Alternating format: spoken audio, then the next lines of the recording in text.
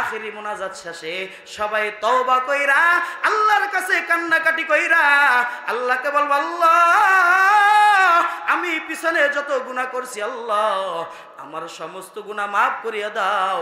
আল্লাহ আমি আজকে থেকে তওবাতুন নসুহা করলাম। আয় আল্লাহ আমি জীবনে যত গুনাহ করছি, আয় আল্লাহ আমি গুনাহ যদি আমার বাবা দেখতো আমাকে ঘরে রাখতো না। আমার জীবনে আমি যত গুনাহ করছি, আমার গুনাহ যদি দেখতো আমার সমাজ আমাকে রাখতো না। আমি জীবনে যত গুনাহ করছি, এই গুনাহ যদি গুনার কথা যদি আমার স্ত্রী জানতো আমার কাছে আমাকে শুইতে দিত না, আমার সন্তান আমাকে বাবা বলে ডাকতো না। আয় আল্লাহ তুমি আমার সমস্ত গুনাহকে ঢাকিয়া রাখছো। ও আল্লাহ আমি তোমার কাছে তওবা করতেছি রে আল্লাহ, তুমি আমাকে মাফ করিয়ে দাও রে আল্লাহ। আজকে এখান থেকে তওবা করব আল্লাহ, আমি আর জীবনে এক ওয়াক্ত নামাজ কামাই দিব না। আয় আল্লাহ আমি আমার জীবনে হায়াত যতটুকু থাকবে আল্লাহ আমি জীবনবার রাসূলের সুন্নাত তরিকা অনুযায়ী চলবো। আমার যতদিন হায়াত থাকবে আল্লাহ আমার জীবনে আমার জীবনটাকে রাসূলের সুন্নাত অনুযায়ী গড়ব। আমার জীবনে আমি মিথ্যা কথা বলবো না, আমার জীবনে আমি নামাজ ছাড়বো না, আমার জীবনে আমি জিনা করব না, আমার জীবনে আমি হারাম খাবো না, আমার জীবনে আমি সুদ খাবো না। আয় আল্লাহ তুমি আমার এই তওবাকে কবুল করে নাও। আল্লাহর কাছে এই তওবা করব। যারা এই তওবা করতে পারবো আমরা দুটি হাত আল্লাহকে জাগাইয়া দেখাই। আয় আল্লাহ আজকে সোনকুলার মাঠ থেকে মালিক তুমি তাকাইয়া দেখো তোমার বান্দারা তওবা করতেছে, আল্লাহর জীবনে নামাজ কামাই দিবে না। আয় আল্লাহ তোমার বান্দারা তওবা করতেছে আল্লাহ। আয় আল্লাহ জীবনে আল্লাহ তোমার রাসূলের সুন্নাতের বাহিরে চলবে না। আয় আল্লাহ জীবনে মিথ্যা কথা বলবে না। আয় আল্লাহ জীবনে আল্লাহ কোনো খারাপ কাজ করবে না, আলেম ওলামাদের বিরুদ্ধে রাখবে না। আল্লাহ তুমি আমাদের সবাইকে কবুল করে নেন, বলেন আমিন। রাত্রে যখন শুইবেন বালিশের সাথে মাথাটা লাগাইয়া একটু চিন্তা করবেন আসলে আমি কি আমার কিনা। কারণ রাত্রে যখন শোয় তখন কিন্তু তেমন একটা চিন্তা ভাবনা থাকে না, সব চিন্তা ভাবনা ফালাইয়াই তারপর একটু বালিশের সাথে মাথাটা লাগায়। আর যখন চিন্তা থাকে তখন কিন্তু ঘুমেও ধরে না, ঠিক না? যখন চিন্তা না থাকবে তখন একটু বালিশের সাথে মাথাটা লাগাইয়া চক্ষু দুইটা বন্ধ করে দেখবেন আসলে এই যে আমার বাড়ি, এই বাড়ি কি আমার কিনা, এই যে আমার গাড়ি, এই গাড়ি কি আমার কিনা, এই যে আমার সম্পদ, এই সম্পদ কি আমার কিনা, এই যে আমার ক্ষমতা, এই ক্ষমতা আমার কিনা, এই যে আমার সন্তান, এই সন্তান আমার কিনা, এই যে আমার স্ত্রী, এই স্ত্রী আমার কিনা, এই যে আমার মা, এই মা আমার কিনা, এই যে আমার বাবা, এই বাবা আমার কিনা। একটু চিন্তা করবেন।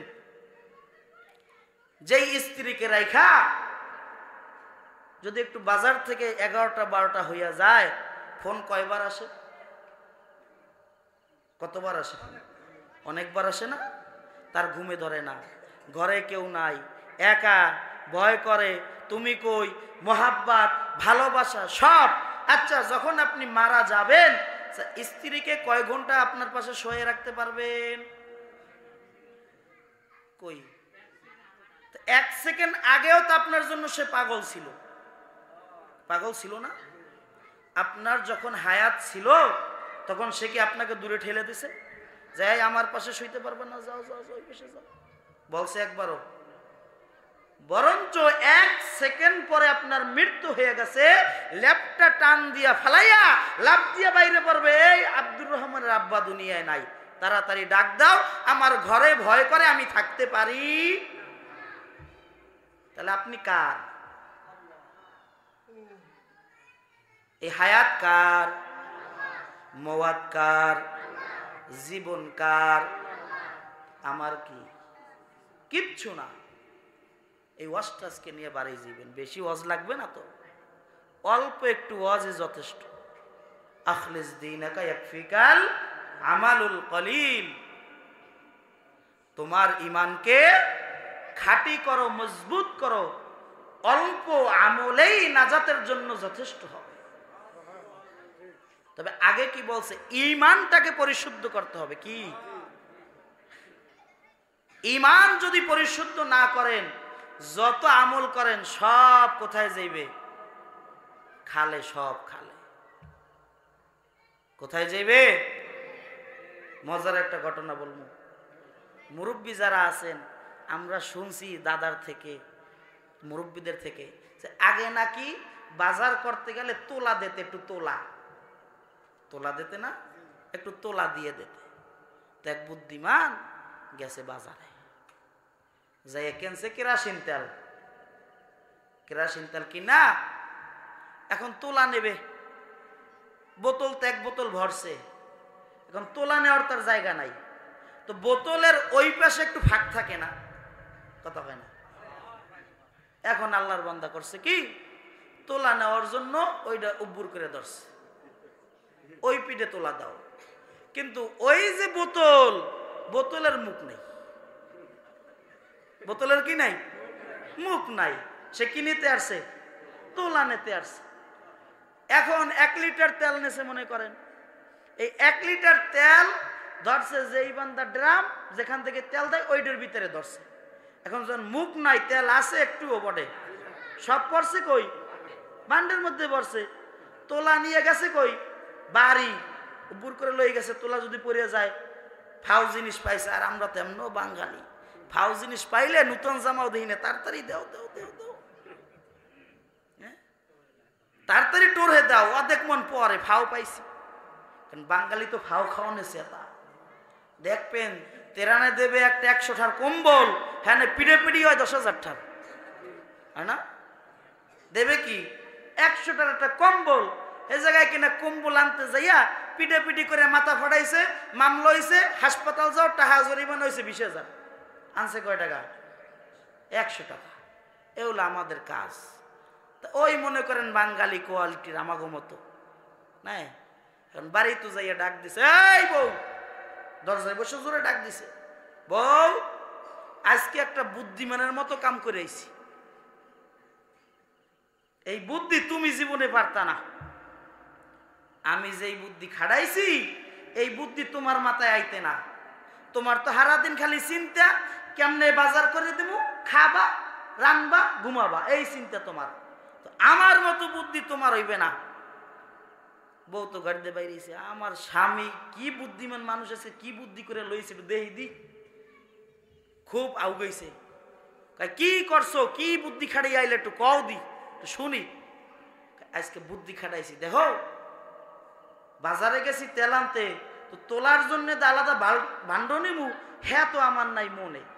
তা আমার মাথায় বুদ্ধি হয়েছে, ওই পাশে যে ফাঁক জায়গাটা আছে আমি ওই জায়গায় তোলা লইছি।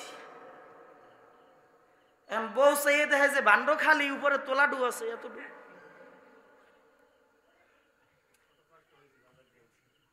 এখন কথায় তোমার আসল তেল কই, আসল তেল কই তোমার? চাইয়ে দেখে যে পট খালি, তোলা ডু আছে, মাথার দিক। আহা করলাম কি, এই হইলো তোমার বুদ্ধি।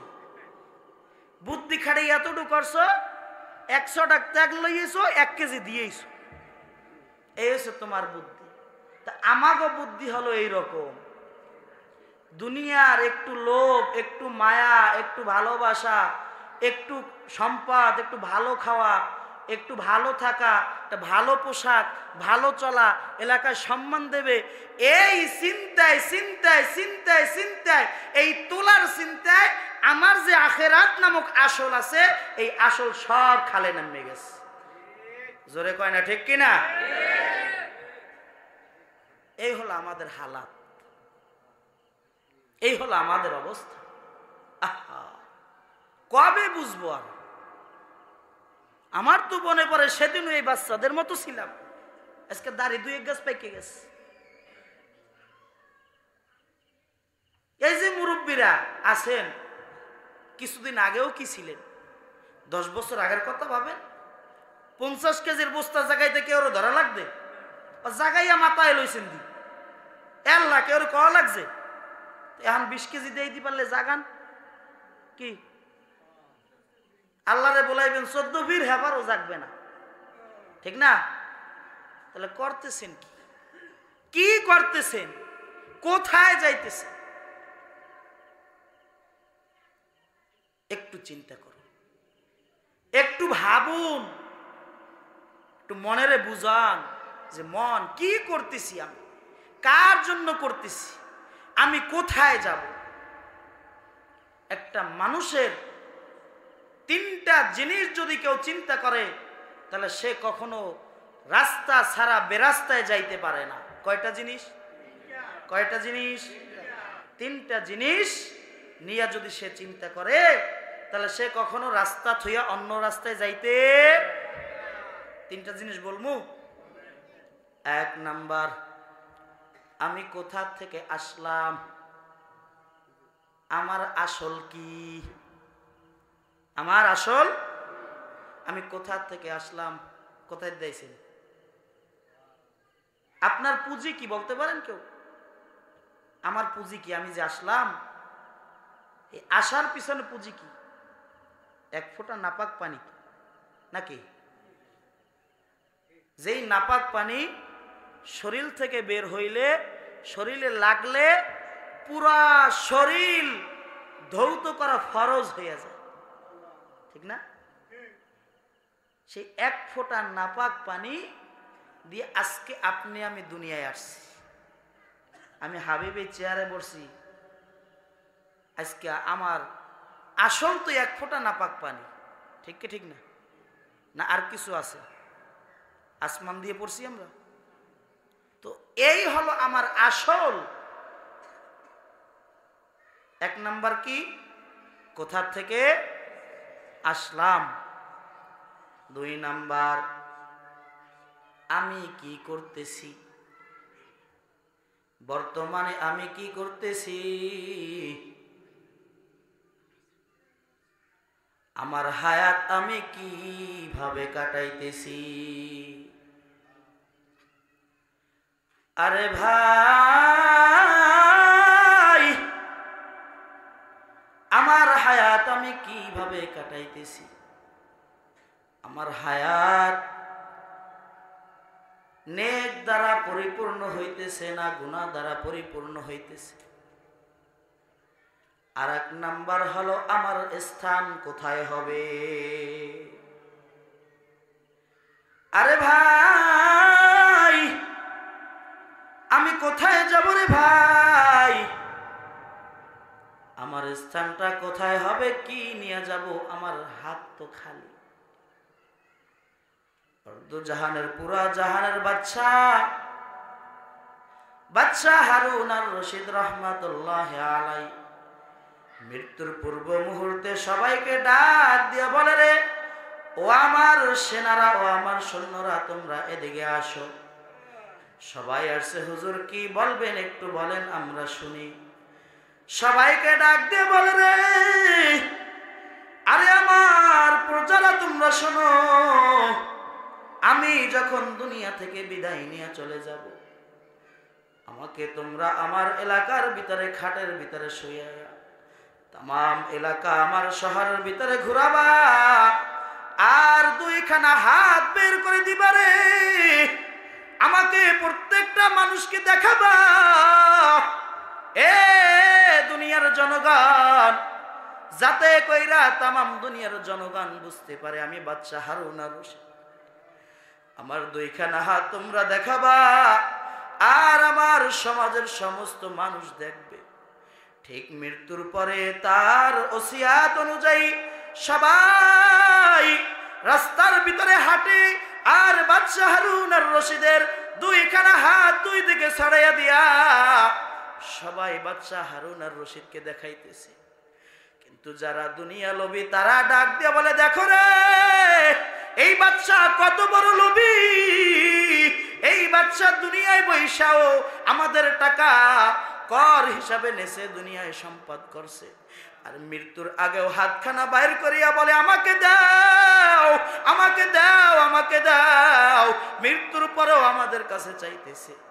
আর যেই বান্দা জ্ঞানী ব্যক্তি ছিল তারা ডাক দিয়ে বলতেছে, রে এ দুনিয়ার লোক সকল শুনিয়া রাখ, তোরা একটু শুনিয়া রাখ, একটু তোরা দেখ, দুনিয়ার তামাম দুনিয়ার বাদশাহ, যার কোনো ক্ষমতা ছিল না, যার কোনো ক্ষমতার অভাব ছিল না, যার সম্পদের অভাব ছিল না, কিন্তু মৃত্যুর পরে বাদশাহ দুইখানা হাত বের করে বুঝাইতে চায়, এ দুনিয়ার মানুষ, তাকিয়া রাখ, আমার এত ক্ষমতা, আমার এত সম্পদ, আমার এত অর্থ, আমার এত শক্তি, আমার এত রাজা, আমার এত সেনাবাহিনী, সব কিছু বৃথা যাবে।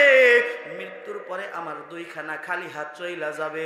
আমি দুনিয়ার ভিতরে যেইভাবে আসছি, আমাকে মৃত্যুর সময়ও সবাই সেইভাবে পাঠাইয়া দিবে। বাদশা বুঝাইতে চাই রে ভাই, যে মৃত্যুর সময় দুনিয়ার ভিতরে আমি যখন আসছি, আমার হাত দুইটা খালি ছিল। এই হাত দিয়া কত মানুষকে ফাঁসি দিছি, কত মানুষকে জেল থেকে মুক্তি করছি, কত কোটি কোটি টাকা, কত কোটি কোটি টাকা রে ভাই এদিক সেদিক লড়াইছি, কত কোটি টাকা মানুষকে দিছি, কত কোটি টাকার কাজ করাইছি। কিন্তু মৃত্যুর পরে সেই হাত দুইখানা আমার খালি চইলা যাইতেছে। আসলে আমি আমার না, আমি আসলেই কিচ্ছু না। তামাম দুনিয়ার মানুষকে এই মেসেজটা দিয়ে গেছেন যে তুমি যতই ক্ষমতার বড়াই করো, যতই অর্থের বড়াই করো, যতই সম্পদের বড়াই করো, যত শক্তির বড়াই করো, যত যার কিছুই বড়াই করো না কেন, মৃত্যুর সময় তোমাকে কিন্তু খালি হাতে যেতে হবে। এজন্য ভাই সময় আছে, সময় থাকতে সময়ের কদর করতে হবে, হায়াত থাকতে হায়াতের কদর করতে হবে রে ভাই। হায়াত ফুরাইয়া গেলে কিন্তু আর সম্ভব না, সম্ভব নেই, কখনো সম্ভব। আল্লাহ পাক রব্বুল আলামিন বলেন, কুল্লু নাফসিন যায়িকাতুল মাউত। আল্লাহ তাআলা আয়াতের ভিতর বলেন, আফা হাসিবতুম আন্নামা খালাকনাকুম আবাসা ওয়া আন্নাকুম ইলাইনা লা তুরজাউন।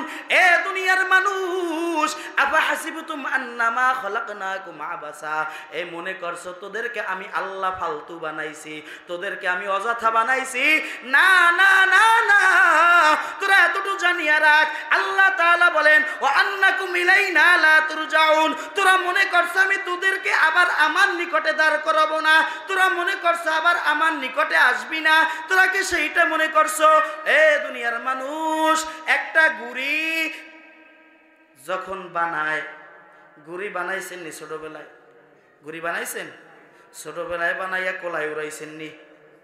এই ঘুড়ির ব্যাপারে কবি বলেন, কাগজ কাট কর গুড়ি বানা কর, आसमां में उड़ता है गुरी बेचारा, क्या करेगा रस्सी मौला की हाथ में। अरे भाई, गुरी যখন বানায়, কবি বুঝাইতে চায়, যখন ঘুড়ি বাড়ায়, এই ঘুড়ি যখন ছাইরা দেয়, সুতা ছাইরা দেয়, ঘুড়ি যত উপরে ওঠে আর বলে, ও মালিক আমার আস্থান তো উপরের দিকে যাইতেছি, বাতাসের সাথে উপরের দিকে যাইতেছি, ও মালিক তুমি আমাকে ধরতে পারবা না, তোমার ধরার কোনো সম্ভব না। ঘুড়ি কাট কর, কাগজ কাট কর, ঘুড়ি বানা কর, आसमां में उड़ता है, কাগজ কাটিয়া ঘুড়ি বানাইয়া আসমানের ভিতরে ঘুড়ি উড়ায়, ঘুড়ি বেচারা ক্যা করেগা রস্সি মাওলা কে হাত মে। ঘুড়ি চিন্তা করে, আমাকে তো আসমানে ছাইড়া দিছে, আমি তো আসমানের দিকে যাইতেছি, আমার স্থান উপরের দিকে যাইতেছি, আমাকে কেউ ধরতে পারবে না। মালিক হলো জমিনে, আমি হলাম আসমানের দিকে, আমাকে ধরতে পারবেনি মালিক, কখনো ধরতে পারবে না, মালিকের ধরা সম্ভব না। কবি বলেন, ঘুড়ি বেচারা ক্যা করেগা রস্সি মাওলা কি হাত মে। ঘুড়িওয়ালার কোনো ক্ষমতা নাই, কারণ রশি তো মালিকের হাতে। তুমি যতই উপরে যাও, সকাল থেকে সন্ধ্যা, 1 মাস 2 মাস 1 বছর 10 বছর 20 বছর 30 বছর তুমি উপরের দিকে যাইতেছো যাইতেছো যাইতেছো যাইতেছো, তোমার স্থান উপরে যাইতেছে, কিন্তু ঘুড়ির রশি তো মালিকের হাতে। তুমি যখন উপরের দিকে যাইতেছো, তুমি ভাবতেছো আমি তো উপরে চইলা গেছি, আমাকে ধরার কারো ক্ষমতা নাই, আমাকে কেউ ধরতে পারবে না, আমাকে কেউ ধরে রাখতে পারবে না, আমি তো উপরে চইলা গেছি। এ দুনিয়ার মানুষ, তুমি মনে করছো আমাকে তো আল্লাহ কিছু করে না, আমার খানাও বন্ধ করে না, আমার চলাও বন্ধ করে না, আমার জবানও বন্ধ করে না, আমার দেখাও বন্ধ করে না, আমার সন্তানের কিছু হয় না, আমার স্ত্রীরও কিছু হয় না, তামাম দুনিয়ার কারো কিছু হয় না। আমি সারা জীবন যদি একটা সেজদাও না দেই, আল্লাহ আমার খানা বন্ধ করবে না? করবেন? করবে? হযরত ওমরে ফারুক রাদিয়াল্লাহু তাআলা আনহুর জামানায় ওমরে ফারুক রাদিয়াল্লাহু তাআলা আনহুর কাছে এক মেহমান আসছে, ইয়াহুদি মেহমান আসার পরে এই ইয়াহুদি মেহমান যখন ওমরে ফারুক রাদিয়াল্লাহু তাআলা আনহু খানার মজলিসে বসে, বসার পরে মুসলমান যেইভাবে বসে সে সেইভাবে বসে না।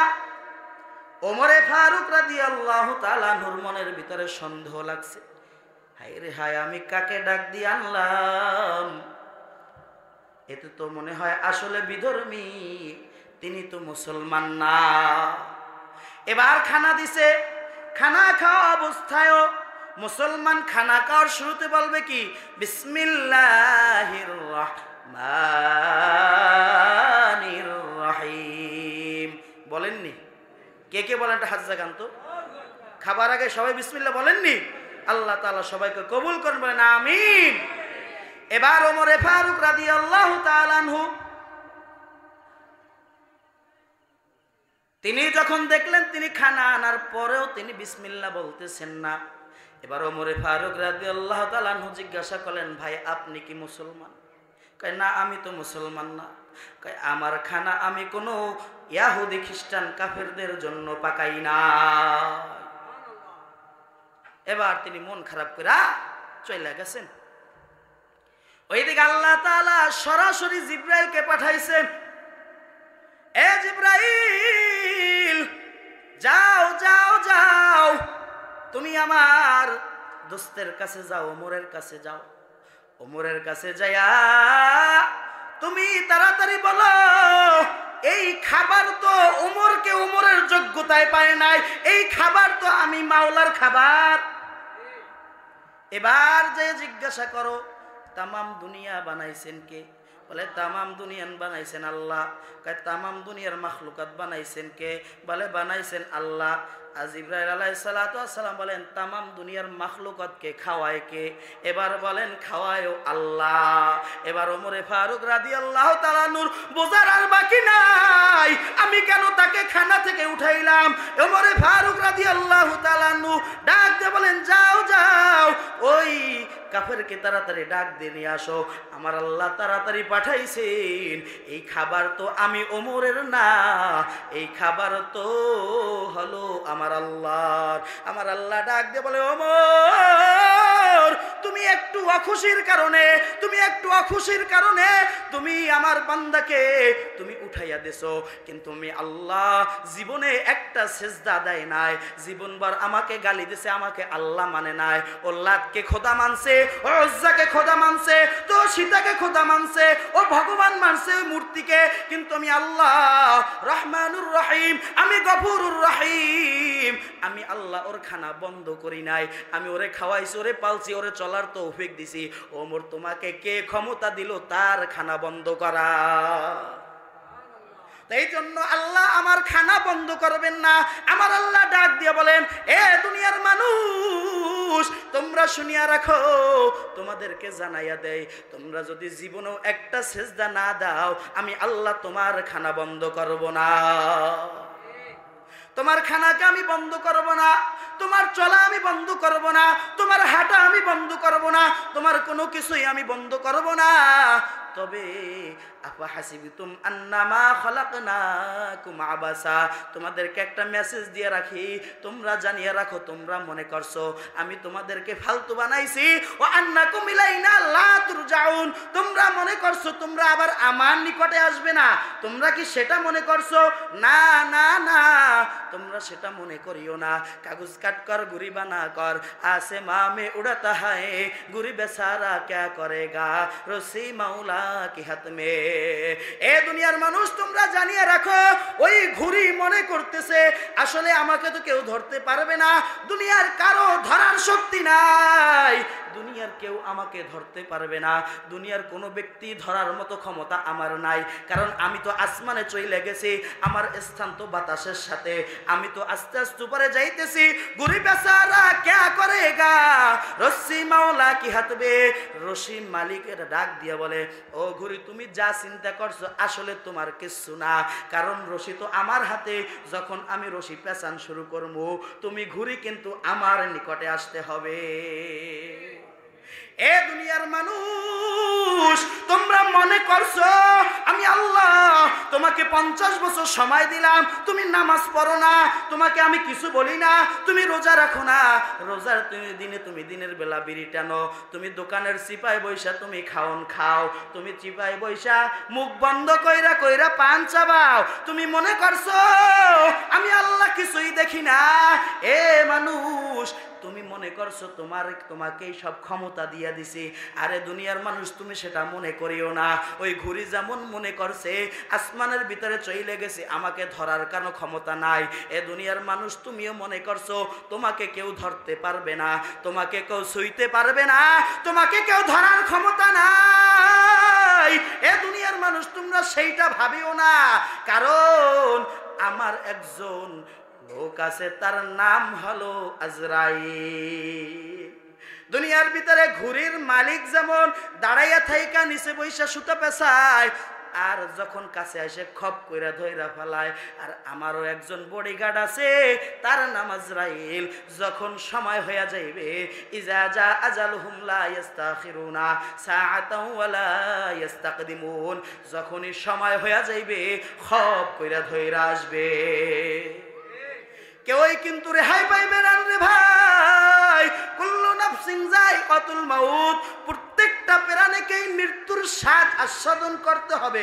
তামাম দুনিয়ার সমস্ত মানুষ যেমন মনে করেন মুসলমান হিন্দুদেরকে নিয়ে ইশকাল করে, হিন্দুরা মুসলমান নিয়ে ইশকাল করে, খ্রিস্টান হিন্দুরে নিয়ে ইশকাল করে, হিন্দু খ্রিস্টান নিয়ে ইশকাল করে, বৌদ্ধ মুসলমান নিয়ে ইশকাল করে, মুসলমান বৌদ্ধ নিয়ে ইশকাল করে, কিন্তু একটা বিষয় তামাম দুনিয়ার মানুষ কারো ভিতরে কোনো ইশকাল নাই, কোনো প্রশ্ন নাই, সেই একটা বিষয় সবাই একমত, যেটার নাম হলো মৃত্যু।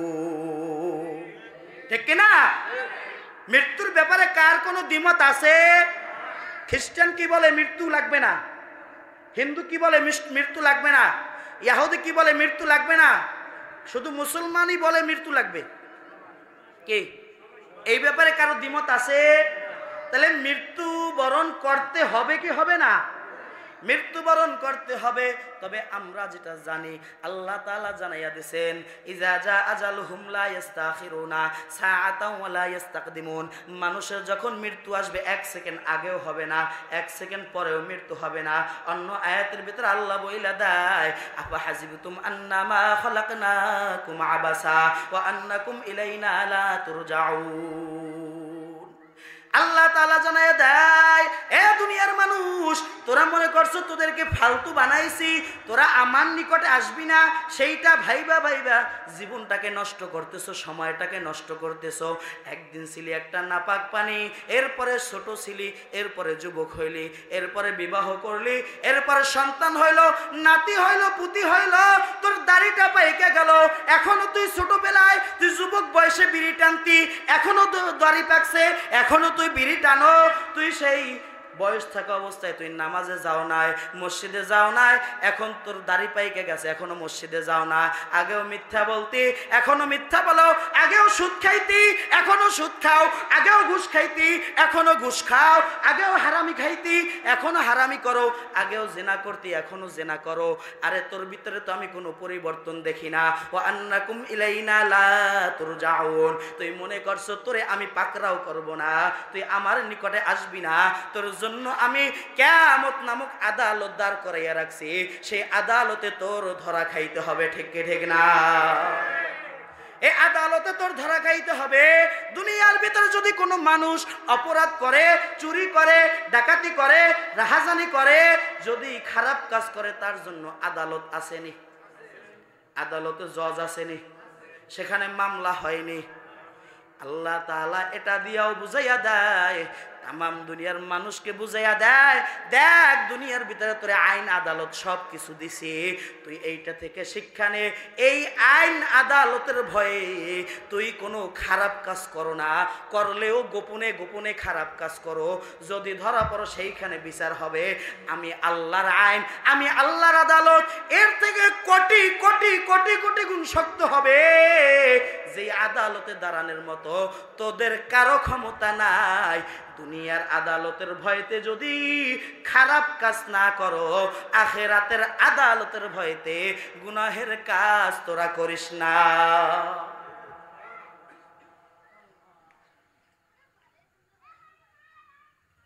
এই জন্য এই দুনিয়ার আদালত এত ভয় যদি পান, আখিরাতের আদালতকে কেন ভয় পান না একটু বুঝান, মনকে একটু বুঝান, মনে একটু সান্ত্বনা দেন রে ভাই। চক্ষু যখন বন্ধ হয়ে যাবে, দুনিয়াটা কিছুই না রে ভাই। নামাজকে নামাজ মনে করি না, রোজাকে রোজা মনে করি না, হজকে হজ মনে করি না। অনেক বান্দা আছে, টাকা আছে, হজ করার সামর্থ্য আছে, হজ করে না কেন? গেলেই তো 10 লাখ টাকা যাইবে শেষ। আর 10 লাখ টাকা যদি সুদে লাগাইতে পারি, তাহলে মাসে আইবে কত? কে ঠিক না?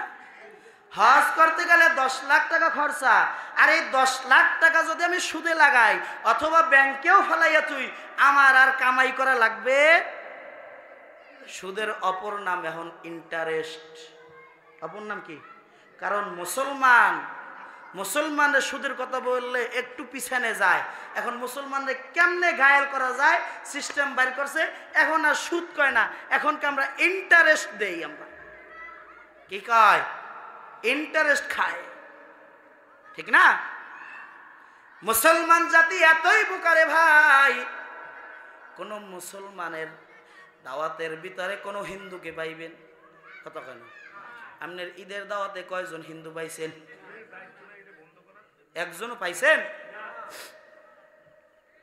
এই অথচ হিন্দুদের পূজার ভিতরে, হিন্দুদের অনুষ্ঠানের ভিতরে আজকে যদি এই মাঠের ভিতরে একটা গানের আড্ডা হইতো, এই মাঠকে আজকে ধরতো? হ্যাঁ, ধরতো না। তো মুসলমান জাতি কেন মার খাবে না বলেন? যাহারাল ফাসাদু ফিল বাররি ওয়াল বাহরি বিমা কাসাবাত আইদিন নাস। দুনিয়ার ভিতরে জলে স্থলে যা কিছু দেখো তা বিমা কাসাবাত আইদিন নাস। কিসের কামাই? এই হাতের কামাই। কার কামাই? এই হাত দিয়ে কামাই করছি, আল্লাহ আমাদেরকে দিতেছে। আমি কামাই করছি বিদায় পাইতেছি। আল্লাহ আমার আমলের কারণে আল্লাহ আমার উপর গজব চাপাই দিতেছে, ভূমিকম্প দিতেছে, বন্যা দিতেছে, বিভিন্ন বিপদ দিতেছে। তো আমার ভিতরে পরিবর্তন নাই। বন্যা আসছে তখন একটু আল্লাহ করলাম, নামাজ টামাজ পড়লাম। বন্যা শেষ, তেরানের পিছে দৌড়াও, নামাজ লাগবে না, পিটাপিটি করো। গাছ কোনটা ভাঙছে সেইটা উঠাও, কোনটা কি করছে সেইটা নিয়ে চিন্তা ভাবনা করো, নামাজ আর লাগবে না।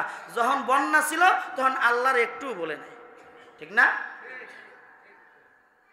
আমাদের উপরে বন্যা আসবে না, কার উপরে আসবে?